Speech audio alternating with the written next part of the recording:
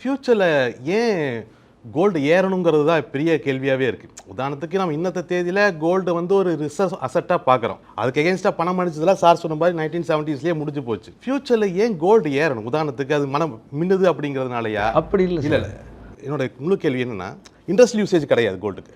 Industrial யூசேஜ்னா அது copper தான் industrial usage. Okay, industrial யூசேஜும் அது கிடையாது. ஒரு காலத்தில் இது ரிசர்வ் அசட்டாக இருந்துச்சு, இன்றைக்கும் அது ரிசர்வ் அசட்டாக ஒரு சைக்காலஜிக்கலாக பார்க்குறோம் நம்ம. அப்படி இல்லை, ஆபத் பாண்டவனா தங்கம் தான் இருக்குது. அதான் ஏன் கேட்குறேன். நீங்கள் இப்போ கூட கோவியட்டில் மக்கள் பூரா பொதுமக்கள் பூரா அதை யூஸ் பண்ணி தான் வெளில வந்தாங்க. உண்மை சார். என்னோட ஒரு விஷயத்தை வந்து நீங்கள் இந்த இடத்துல தெரிஞ்சுக்கணும். நம்மளை மாதிரி வளரும் நாடுகள், கிழக்காசிய நாடுகள் பூராமே வந்து மக்கள் தன்னை நம்பி தான் வாழ்வான். யூரோப் நாடுகளில் கவர்மெண்ட்டை நம்பி வாழ்வான். எதாக எடுத்தாலும் கவர்மெண்ட் செய்யணுங்க. இங்கே அப்படி இல்லை.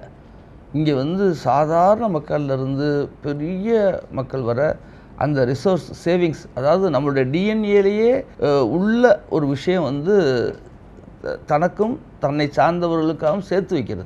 இல்லை, அது கரண்ட் ஸ்டேட்டஸ். அவர் என்ன கேட்குறாருன்னா, ஏன் இதுவே ஒரு யாட்ஸ்டிக்காக எப்போதும் இருக்கணும், தங்கம் ஏன் ஏறணும், அது இன்னொரு மெட்டல் தானே, அவ்வளோதாங்கிற. உற்பத்தி அவ்வளோதானே இருக்கு. இல்லை, அதுக்கு மட்டும் இல்லைங்க. இல்லை, அப்போ எனக்கு பதில் இருக்கு, நான் சொல்லலாமா? சொல்லுங்கள்.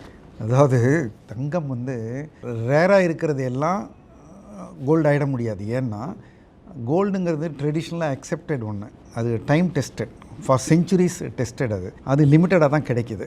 யாருக்காவது கூட கிடைச்சா கூட கிடைக்கலாம். இப்போ ஒவ்வொரு நாட்டில் ஒவ்வொரு விதமாக நம்ம பணம் வச்சுருக்கோம். இதை இன்னொரு நாட்டோட நம்ம எக்ஸ்சேஞ்ச் பண்ணணும்னா, என் பணம் உன் நாட்டில் செல்லாது, உன் பணம் என் நாட்டில் செல்லாதுன்னா எல்லாருக்கும் பொதுவாக அளவிடுறதுக்கு ஒரு பெஞ்ச் மார்க் வேணும். அந்த பெஞ்ச் மார்க்காக தங்கம் தான் இருக்க முடியும். தங்கத்துக்கு மாற்றாக கிரிப்டோ வந்தால் கூட அதை தொடர்ந்து மைன் பண்ண முடியும். அந்த மைனிங்கில் நிறைய ஆல்டர்னேட்டிவ்ஸ் வந்துட முடியும். அந்த டெக்னாலஜி புரிஞ்சிக்க முடியாது. அதை ordinary people cannot exchange. Gold will always ரிமைன்ங்கிறது தான் நீங்கள் good challenge for debate. But gold will remain.